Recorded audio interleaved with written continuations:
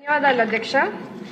రాష్ట్రంలో మరియు ముఖ్యంగా సింగనమల నియోజకవర్గంలో అంగన్వాడీల వ్యవస్థల పరిస్థితుల గురించి అధ్యక్ష, మనందరికీ తెలుసు 2014-19 మధ్యలో ముఖ్యమంత్రి నారా చంద్రబాబు నాయుడు గారి ఆధ్వర్యంలో లోకేష్ గారు మంత్రిగా ఉన్నప్పుడు మహాత్మా గాంధీ గ్రామీణ ఉపాధి హామీ కింద దాదాపు 6,000 అంగన్వాడీ బిల్డింగ్లు నిర్మించుకున్నాం అధ్యక్ష.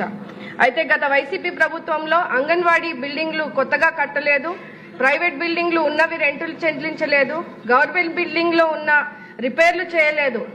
నాడు నేడు పనులు అని చెప్పి నిర్మాణాలు పూర్తి చేయకుండా జేబులు నింపుకొని అంగన్వాడీ వ్యవస్థను పూర్తిగా నిర్వీర్యం చేశారు అధ్యక్ష.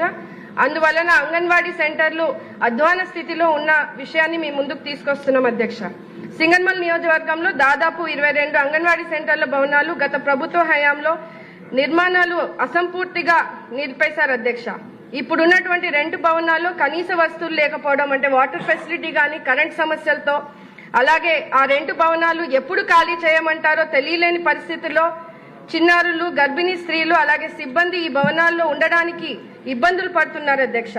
ఆ పనులు నిధులను మంజూరు చేసి పునఃప్రారంభించవలసిందిగా, అలాగే కొత్త బిల్డింగ్ ప్రపోజల్స్ గవర్నమెంట్ దృష్టికి పంపించడం జరిగింది అధ్యక్ష. మీ ద్వారా మంత్రివర్యులకు కోరుతా ఉన్నాను.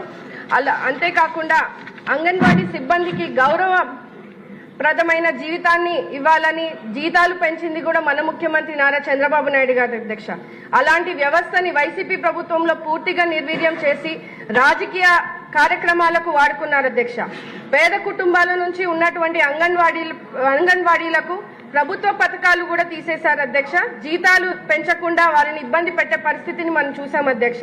కావున అంగన్వాడీ కుటుంబాల సంక్షేమ దృష్ట్యా గవర్నమెంట్ పరిస్థితులన్నింటినీ కూడా పరిశీలించి వాళ్ళకి తగు న్యాయం చేయవలసిందిగా కోరుతూ, అలాగే ముఖ్యంగా మన మంత్రివర్యులు లోకేష్ అన్న గారు అంగన్వాడీని ప్రీ స్కూల్ కాన్సెప్ట్ కి తీసుకొచ్చినందుకు సంతోషంగా ఉంది అధ్యక్ష.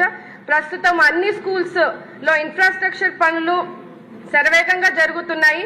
అదేవిధంగా అంగన్వాడీ సెంటర్ల పనులను కూడా త్వరగా కంప్లీట్ చేసి అభివృద్ధిని చేయాల్సిందిగా కోరుతున్నాను అధ్యక్ష. Thank you.